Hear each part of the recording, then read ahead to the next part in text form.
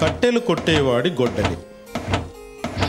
అనగనగా ఒక ఊళ్ళో ఒక పేదవాడు కట్టెలు కొట్టి అమ్ముకొని జీవించేవాడు. రోజులాగే అడవికి వెళ్ళి చెట్టును కొడుతుండగా దురదృష్టవశాత్తు పట్టుతప్పి గొడ్డలి పక్కనే ఉన్న నదిలో పడిపోయింది. వెంటనే వాడు నదిలోకి దూకి గొడ్డలిని వెతికే ప్రయత్నం చేశాడు. కానీ నదిలో నీరు ప్రవహిస్తుండడంతో అతని శ్రమ వృధా అయిపోయింది. ఎంత ప్రయత్నించినా ఫలితం దక్కలేదు. ఒడ్డుపై కూర్చొని బోరును విలపించసాగాడు. అతని ఏడుపు విన్న జలంధరుడు ప్రత్యక్షమై, ఎందుకని ఏడుస్తున్నావు, నీ సమస్య ఏమిటి అని ప్రశ్నించాడు. అయ్యా, నా గొడ్డలి ఈ నదిలో పడిపోయింది. నా జీవనము గొడ్డలిపై ఆధారపడి ఉంది. నువ్వే కాపాడాలా అని పలుకగా జలంధరుడు నదిలో మునిగి బంగారు గొడ్డలిని బయటకు తీసుకొని వచ్చి, ఇదిగో నీ గొడ్డలి తీసుకో అన్నాడు. ఆ గొడ్డలిని చూసిన పేదవాడు, లేదు, ఇది నా గొడ్డలి కాదు, నాది కాని గొడ్డలిని నేను తీసుకోలేను అన్నాడు. జలంధరుడు మళ్ళీ నీటిలో మునిగి వెండి గొడ్డలిని బయటికి తీసుకొచ్చాడు. నీ గొడ్డలి తీసుకో అన్నాడు. పేదవాడు గొడ్డలిని తీసుకోవడానికి నిరాకరించాడు.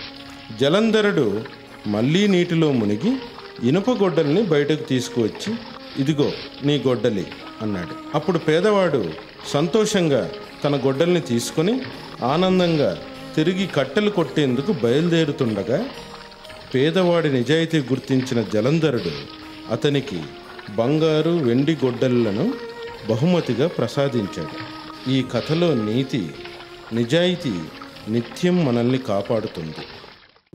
స్వార్థపరుల మాటలను ఎప్పటికీ విశ్వసించరాదు. కోడి అరుపు, నక్క పరుగు.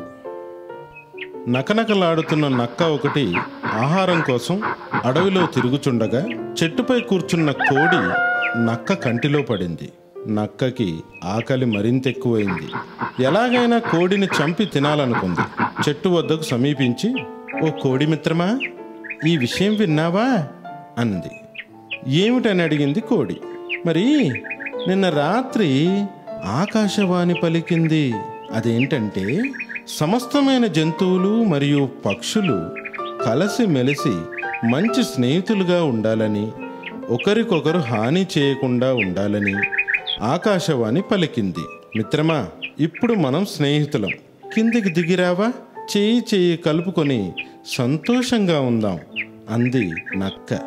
కోడికి నక్క పన్నాగం అర్థమై, అరే, ఈ వార్త నేను కూడా విన్నాను, అయితే సరే, మిగిలిన మిత్రులందరూ వచ్చిన తర్వాత కలిసి వేడుక చేసుకుందాం అంది.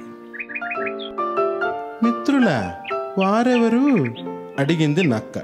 అరే, ఇంకెవరు, వేట కుక్కలు అని అరచి చెప్పింది కోడి. వేట కుక్కల పేరు చెప్పగానే నక్క భయంతో వణకసాగింది. కోడి అది గమనించి, ఏమిటి, ఎందుకలా భయపడుతున్నావు?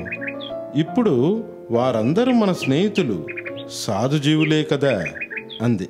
కానీ వారికి ఆకాశవాణి వార్త తెలుసో లేదో అన్నది కోడి. ఈ మాట వింటూనే భయంతో నక్క తోక ముడిచి పారిపోయింది. నక్కను చూసి కోడి పగలబడి నవ్వుకుంది. ఈ కథలో నీతి, స్వార్థపరుల మాటలను ఎప్పటికీ విశ్వసించరాదు.